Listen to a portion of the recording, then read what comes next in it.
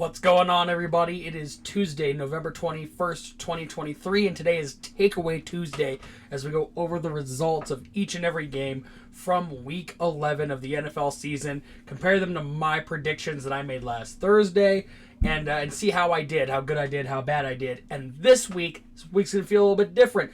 I'm going to follow it up with my Week 12 predictions right in the same video. Okay, reason for that? Thanksgiving's Thursday, and I'm gonna take that day off and hang out with my family and my kiddo and all this stuff.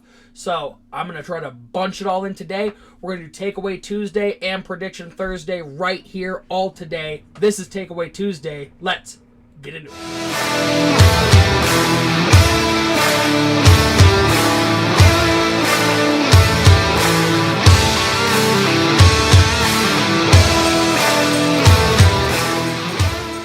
Alright, everybody, welcome back into this very busy, very mixed Takeaway Tuesday because of how much I'm going to try to cram into this episode, and I don't want this football episode to necessarily be an hour long. I feel like that's a very long video for predictions and takeaways.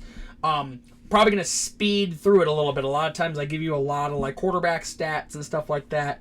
There's a chance today we just kind of run over scores and then kind of what I obviously would have thought based on my prediction and stuff like that. We're just going to kind of summarize a bunch of stuff as opposed to getting super into the nitty-gritty details of this week. This was a very interesting week for sure. But then we're going to, like I said, we're going to follow it up with once we get to the end of my takeaways portion of Takeaway Tuesday, as funny as that sounds, we will then jump right into predictions for this upcoming week, starting with the Thanksgiving games. That's why I'm doing the video in the way that I'm doing it. Is normally I record Takeaway Tuesday morning, posted in the afternoon, and then excuse me, I would do my predictions Thursday video Thursday morning and post it Thursday afternoon. But I'm not going to record anything on Thursday. I obviously Thanksgiving, I want to be doing that, not necessarily being in the office for that day. So we're not going to do that on Thursday. We're going to do it today. I'm going to have probably another video coming out mid this afternoon as well. And then there will probably be another one on Friday, on Black Friday, for Survivor Series, which is happening on Saturday.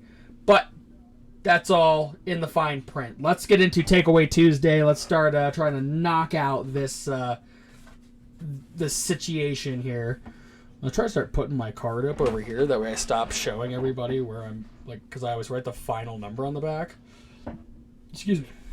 And kind of gives it away. So, all right. Let's get into it, starting with that Thursday night game, Bengals at Ravens. I called Bengals and got that one wrong to start out 0-1 on the week. I think that game would have been a whole lot tighter had Joe Burrow not had the situation with his hand or his wrist or whatever that is. I heard it was a ligament problem. Obviously, he was in a ton of pain, and there were just injuries all over the field that day between Burrow and Jackson and Mark Andrews going out for the year. It was a rough Thursday for both of those teams. The Ravens still power through it, 34-20 final over the Bengals.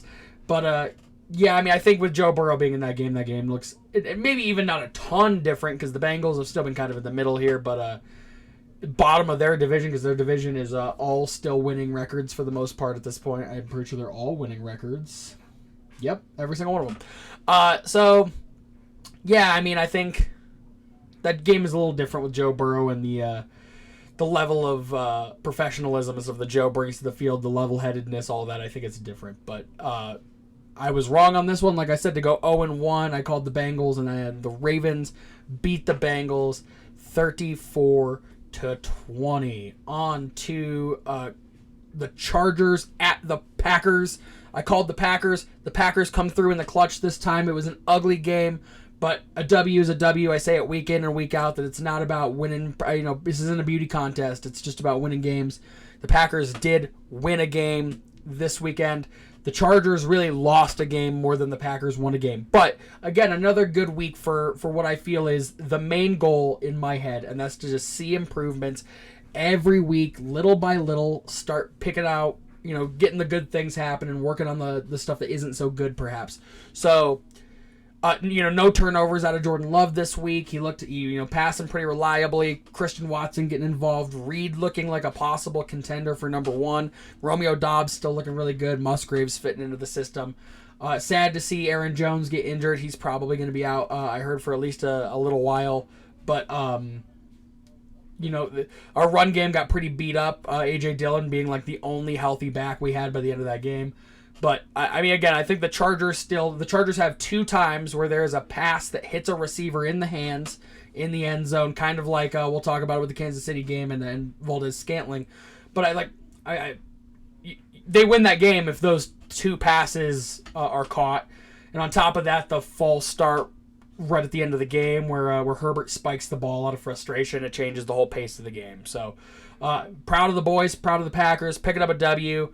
Trying to keep some momentum where we can. Hopefully we can do all right this upcoming week. We do have a Thanksgiving game.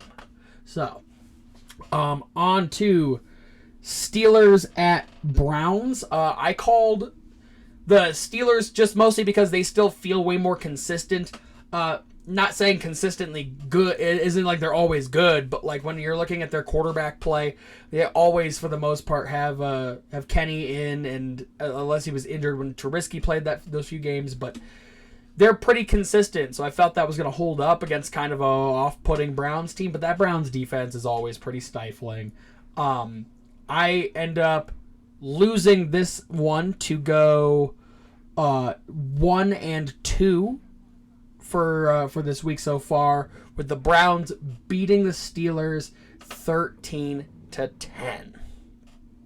On to Bears at Lions. I'm going to go 2-2 here as I called the Lions over the Bears. The Lions do win 31-26. Again, not going to go too deep into stats, obviously, but I know Amon-Ra had another big day. Gibbs scoring a rushing touchdown. Montgomery essentially scoring the go-ahead points at the end of the game to put away his old team, the Bears. Justin Fields coming back, definitely you could tell brought a little bit more life to that team. 26 points on the board for them. They're trying to keep into whatever they can at this point, try to preserve a little bit of what they have in the tank. But the Lions, just as I've said, kind of week in and week out, the Lions look vicious. They look absolutely out there to destroy people. I look forward to what they do down the pipe. I don't look forward to who the Packers play on Thanksgiving, so that's going to start my morning off in an interesting fashion. But I think this game looked exactly how I think most people kind of expected. I thought the Lions would actually do a little bit more in the dominating department, but again, it's just about picking up W's, and when you're leading like they are, especially within the division, just keep stringing them along. On to Raiders at Dolphins. I said the Dolphins, and the Dolphins win this game to take me to 3-2 on the week. Let's see. So this one I don't know a whole ton about. I actually didn't catch almost any of this. So let's kind of peeky in here real quick. Just because I'm curious, I got to be curious.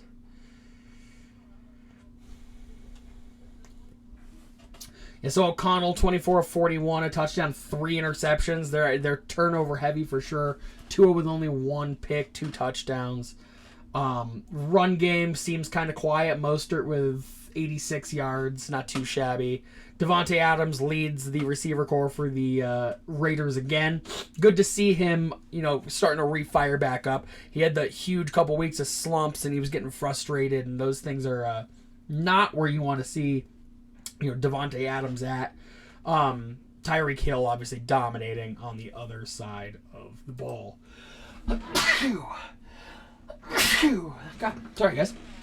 Whew. I hope I'm not coming down with something. Kind of got that congested head feeling, and going into Thanksgiving when I'm going to be grinding all day, that would not be the most fun. You know what I mean? Either way, Dolphins beat the Raiders to take me to 3-2. On to Giants at Commanders. I said Commanders because why wouldn't you? The Giants are absolute trash. But this week the trash showed up and showed out, and the Giants beat the Commanders to take me to 3-3. I saw Saquon finally had a day. It sounded like Tommy DeVito had a lot better of a day than kind of the huge. 3 touchdowns, no interceptions, 250 pass yards, essentially. That's a good day for him. Sam Howell was on the other side this time, 255 pass yards, 1 touchdown, 3 interceptions. You play like that, when you lose the turnover battle, you always kind of fall behind in the slot for that. And the Giants took advantage and got a win, a much needed win for them for sure. But that still takes me to 3-3 with the Giants beating the Commanders 31-19. Again, kind of quickly rushing through it. I'm not trying to hustle, but just trying to cram a lot in. Dallas at Carolina. This game went exactly how we thought, with the Cowboys beating the Panthers 33-10. That takes me to 4-3 on the day. Not too shabby so far. Pollard finally getting a few more rushing handles this time around. Prescott still not as much yardage wise this time, but Cooper Rush still played. I don't actually know why, to be completely honest with you guys. I assume though that's an end of the game. We let Cooper Rush play a little bit. He was only 2 for 3 with 15 yards. Bryce Young has a touchdown and interception, a 62 passer rating. It's just not where you want to be. CeeDee Lamb still looking ridiculous. Thielen doing a really good job of trying to be the leader over in Carolina, but that team I think is done for the year. They're going to try to get a good draft pick next year and hopefully build off of reconstruction, essentially. But again, the Cowboys beat the Panthers 33-10 to take me to 4-3. On to Titans at Jags. The Jaguars win 34-14, taking me to 5-3, as I did predict that the Jaguars would win this game. I said it in that video. I really wanted Will Levis to be this modern day Brett Favre, just slaying it. This week he did look good. 13 of 17, 158 yards, 2 touchdowns, 143.8 passer rating. That's amazing. A better day altogether than if we're going passer rating wise than Trevor Lawrence. Trevor Lawrence still had 262 yards and 2 touchdowns.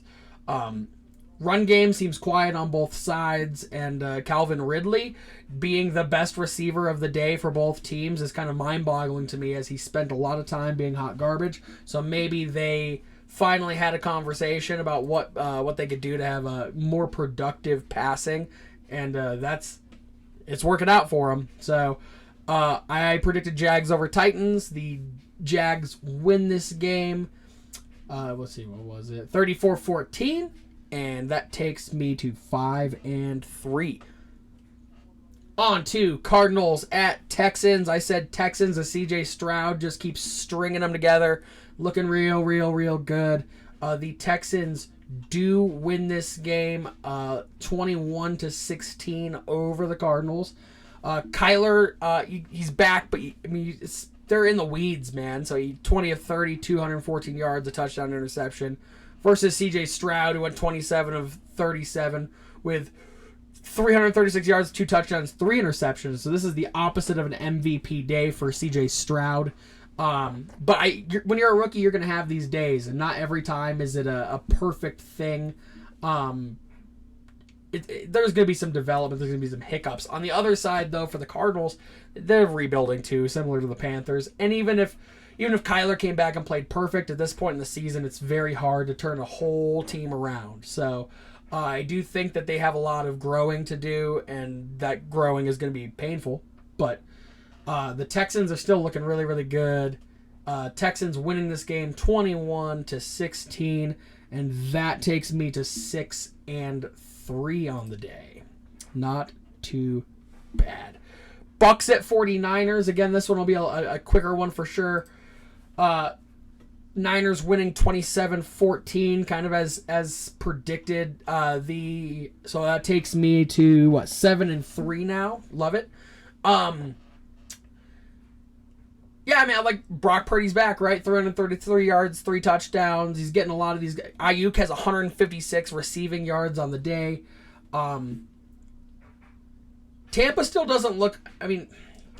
Baker threw the ball 45 times, has a touchdown, interception, 250 pass yards. Throwing the ball 50 times It's a lot when you don't have really good balance in their run game. Their top runner was Rachaad White, and he had 30 yards. So you're not getting the run game going. Their defense is going to be ridiculous either way. The Niners defense looks stacked, ready to win, ready to dominate, and the Bucks just didn't hold up this time. San Francisco wins 27-14. That'll take me to 7-3 on the day. And that'll move us to Bills-Jets, where I get to once again kind of swallow my pride here as I keep kind of hoping that the Jets can figure it out because, I think they have a lot to at least hope for in the possibility of getting Aaron Rodgers back this season. But they're not going to if they continue to play at the pace at which they're playing. The Bills win this game 32-6 after firing Ken Dorsey last week. Josh Allen, 20 of 32, 3 touchdowns and interception, 275 pass yards. The quarterback situation in New York is weird, and Tim Boyle even was in 7 of 14, 33 yards and interception. Zach Wilson, 7 of 15, 81 yards, a touchdown and interception. When Thomas Morstead has their punter is 1-for-1 with an 18-yard pass and a 118.8 passer rating, just let Thomas Morstead be quarterback for your team, apparently. Breece Hall couldn't have gotten off the ground if you paid him to. The run game went a little bit better for the Bills today, or in that specific game. Breece almost arguably does better as a receiver in this specific game, but Shakir getting a lot of good reps out of this 2-3 receptions for 115 yards. The Bills just looked dialed in comparatively, but the Jets team is so beat up, and now that you're talking Tim Boyle being your starter going forward, I think if you're Aaron Rodgers, you start talking about extending your rehab into the off season and just trying to do it again next year. But he said on McAfee today that he thinks a comeback is not entirely impossible, and I guess we'll see as time goes at this point. The Jets lose to the Bills 32-6. That takes me to 7-4. On to Seahawks-Rams. I said Seahawks in this game, and I lose this one as the Rams win 17-16. That'll take me to 7-5 on the day. These divisional games for this specific division are always really, really weird. I don't know how to feel about it. Geno played, and so did Drew. Geno had an okay day, but he's just 22 of 34, 233 yards, a touchdown, still a below 100 passer rating. Matt Stafford looking a little bit back closer to tip-top shape. DK having a decent day. Puka Nacua leading for the Rams.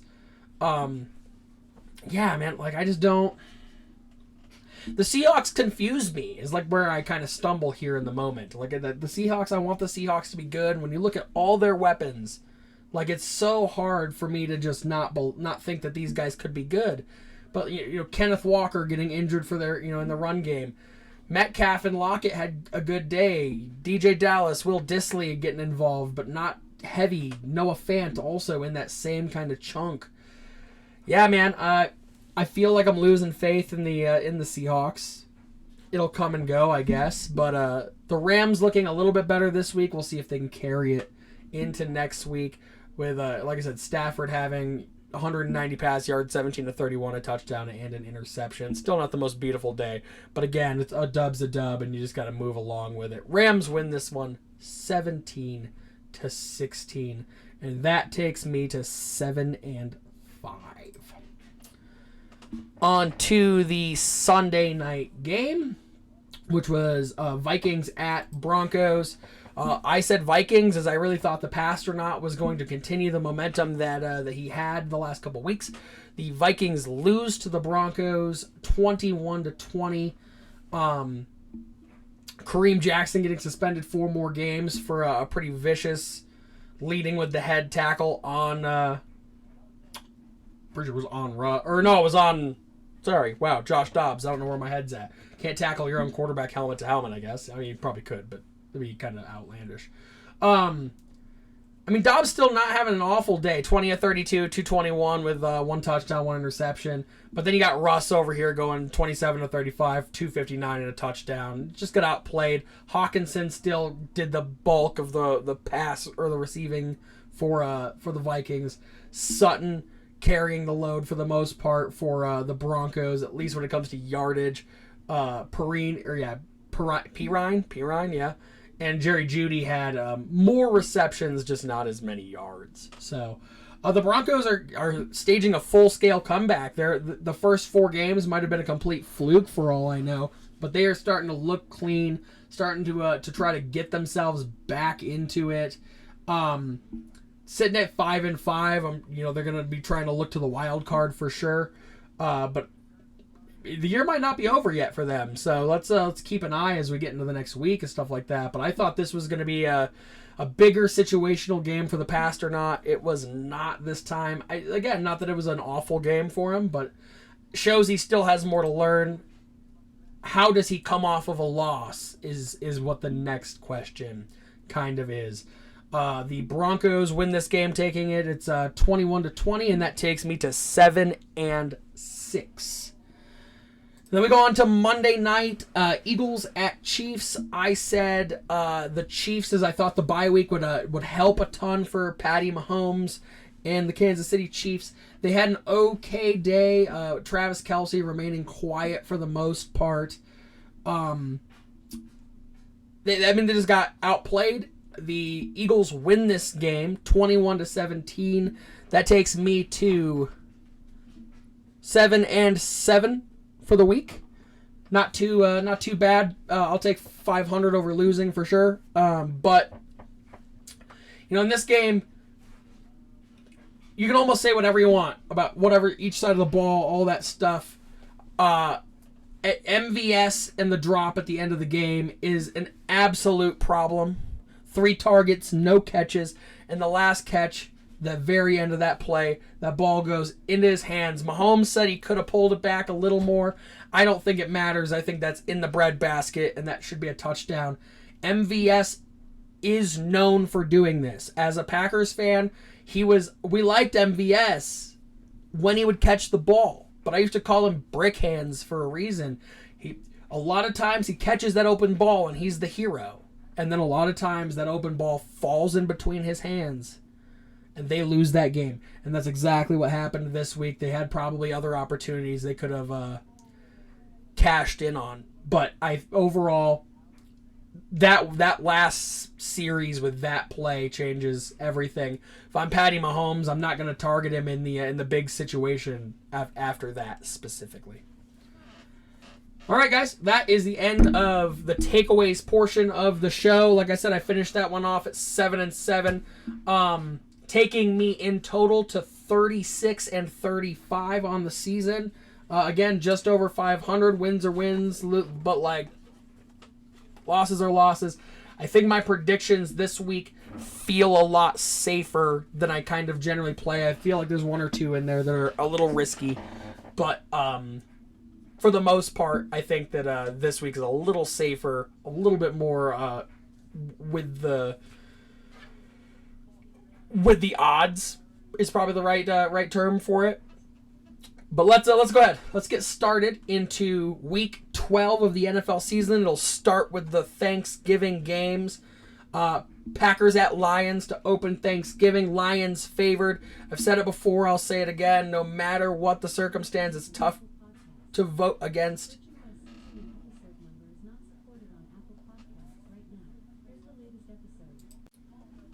Sorry, there's probably a little glitch right there. My Alexa just started talking for no reason. Demons.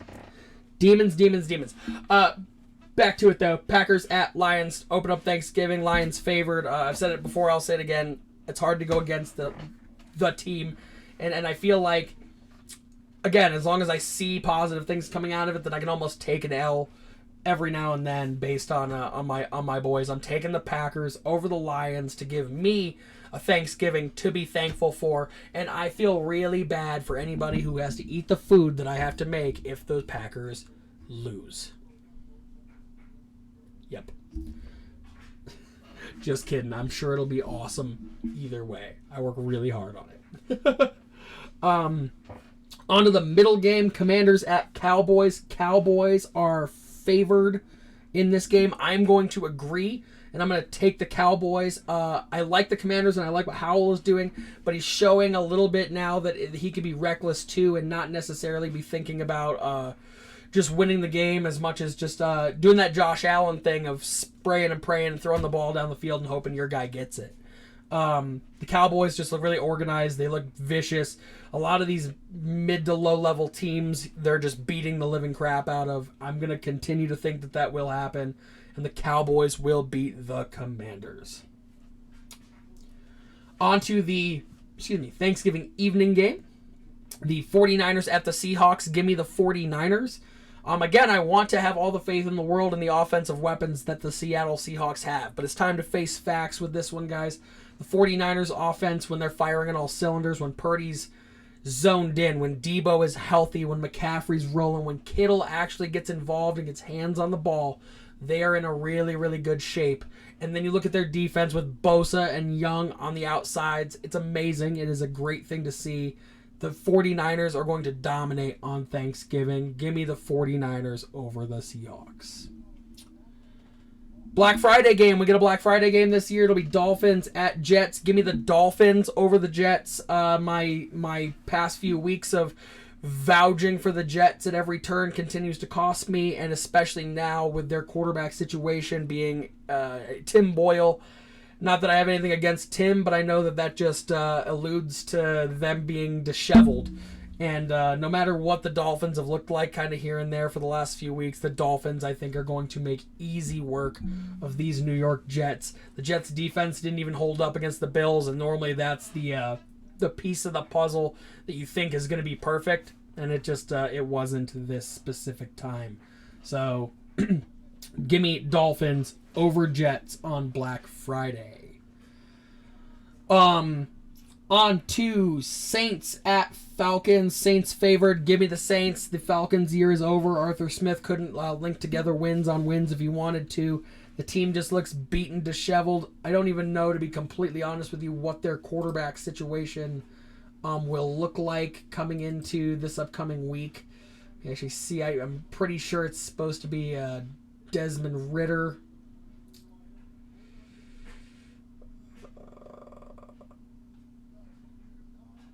Here it is. Yeah, the Saints are favored, and Desmond Ridder is who is slated right now to play. I just don't have faith in that system. I like Drake London, and I feel like a lot of those guys are kind of coming into it. I'm just out of it, I think, at this point. I'm going with the Saints over the Falcons. Steelers at Bengals. Give me the Steelers. The Bengals year, I also feel, is at a wraps. Who the hell is Browning? I don't even know who that is, and I just don't feel like he's going to hold up. Last week were his first snaps as an NFL quarterback.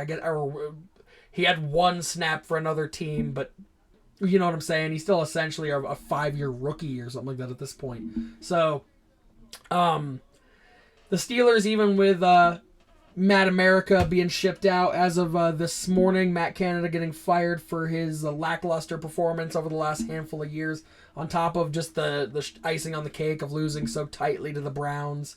I think that revenge game time, and the Steelers are going to beat a very wounded Bengals offense right now. Give me the Steelers over the Bengals. All right, on to Panthers at Titans. Give me the Titans. Titans are favored. Panthers, again, just don't look consistent enough to me, and Will Levis still has absolute games where he looks like a stud and absolute games where he does not. And to me, I think this is going to be one of those, a get-right game, if you will, a tune-up game where he's going to come in and just beat on these 1-9 Carolina Panthers. They need to get Derrick Henry involved more and more and more, and they need D-Hop to get involved as well. But I think if you get all those things in the right place, the Titans are going to beat the Panthers. Or at least they should. On to Bucks Colts. Give me the Colts.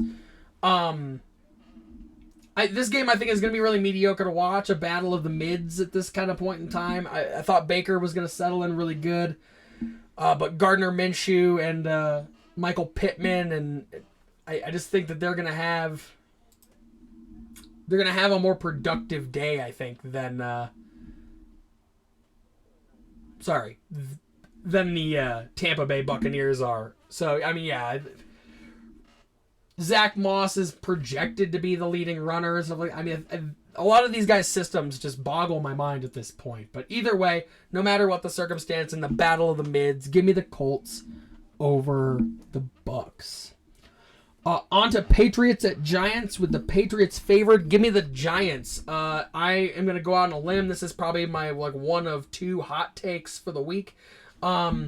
Give me the Giants. It's not, I think they have good momentum now, so I think you can kind of see that they understand how they should be doing it. The Patriots have less wins and the same amount of losses. Patriots at a 2-8, Giants at 3-8. I just think that this is a good opportunity for the Giants to prove that maybe they're not dead in the water. I think that their playoff hopes are obviously well behind them.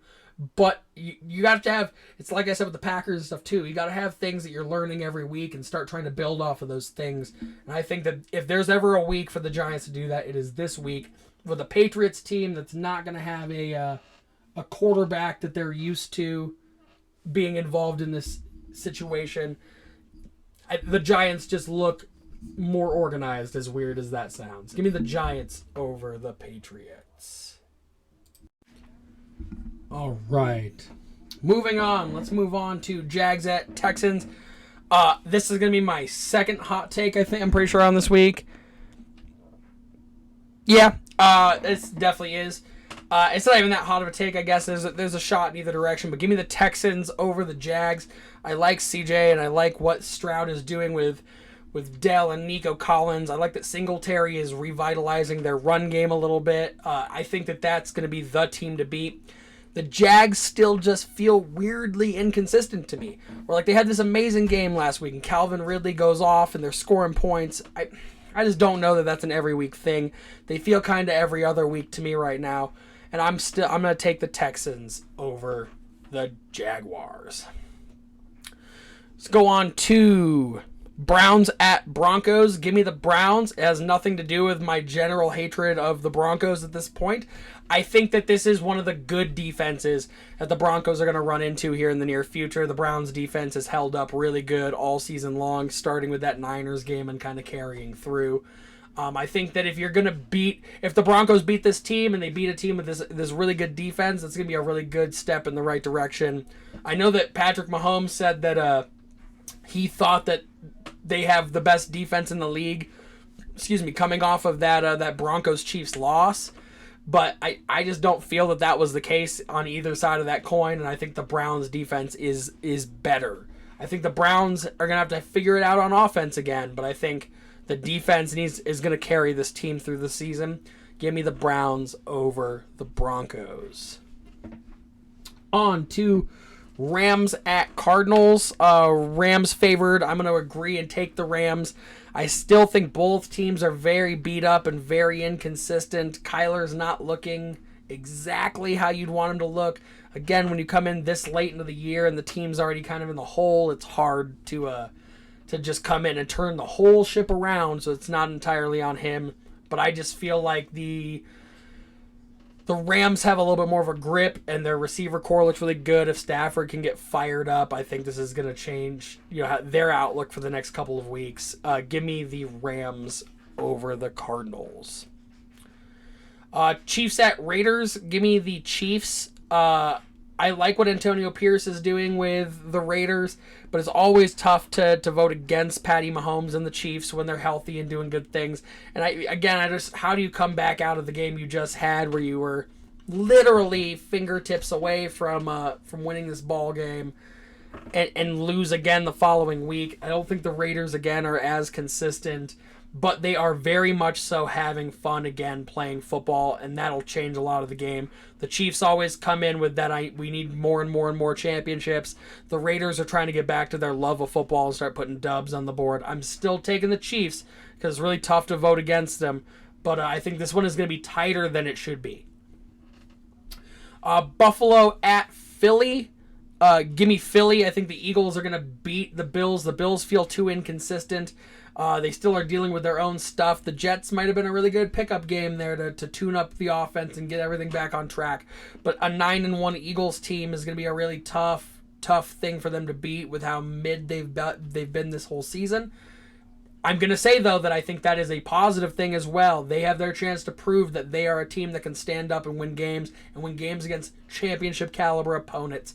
I think it's going to be tough, but I think the Eagles are going to hold those Bills off one way or another. Give me the Eagles over the Bills. On to the Sunday night game, Ravens at Chargers. Give me the Ravens. I wanted to believe a lot in the Chargers, especially in the earlier parts of the season. I like Herbert, I like Allen, I like Eckler. It's really hard to not want that combination to do a good job.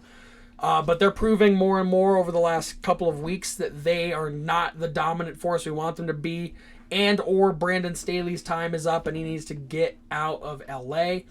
The Baltimore Ravens have looked viciously dominant, whether they're passing the ball a lot or whether they're running the ball a lot or balancing it out. They do look like the better team and one of what I would consider to be the top 3 teams in the league right now. Give me the Ravens over the Chargers. And on to this possible dud of a Monday night game. Give me the Bears at Vikings to close out Monday night. Give me the Vikings. The Pasternaut, I think, is going to continue to develop and look good. The Bears looked a lot better this week with the return of Justin Fields, and that is a great thing for them. Good to see that maybe their year isn't entirely sacked out. But the Vikings seem to have a lot of momentum still, riding off of what Kirk Cousins started and what Josh Dobbs looks to finish. Give me the Vikings over the Bears. All right, guys, that's going to be all of it for today. I know that was a lot, and I went fairly fast. Again, not personally feeling 100%.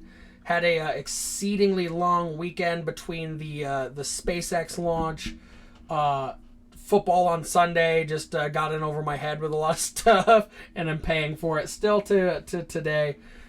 Just tired and off-putting, and again, kind of feel like I might be getting sick. Hopefully that's not the case with the holiday coming up. See, speaking of which, so this will be the football video for this week. We'll rekindle this conversation on Takeaway Tuesday next week, following week 12. Depending on circumstances, I intend to make a video Friday as a pre-show to either Friday or very early Saturday morning as a pre-show to Survivor Series, the WWE Premium Live event taking place this upcoming Saturday after Thanksgiving, featuring the War Games match with Randy Orton just being announced as the 5th man on Team Cody Rhodes last night. Team Yeet, if you will. I think that there's going to be some cool stuff to talk about as we approach. I want to wait till Friday, kind of one way or another at this point. I was going to do it earlier in the week so I could not record later. But with SmackDown still coming up and there's a chance of getting new things onto the show, I'm going to hold until late Friday, early Saturday. Thank you guys so very much, as always, for tuning in. Remember to share this video with a fellow football friend. Remember to follow me on TikTok, on Instagram, on Twitter, on Facebook, all those for all the updates and all the cool stuff coming up down the road. I appreciate you guys tuning in each and every week. And always, as always, please remember to do more than simply exist. And come with me into the uncharted. Thanks, guys. I'll see you later.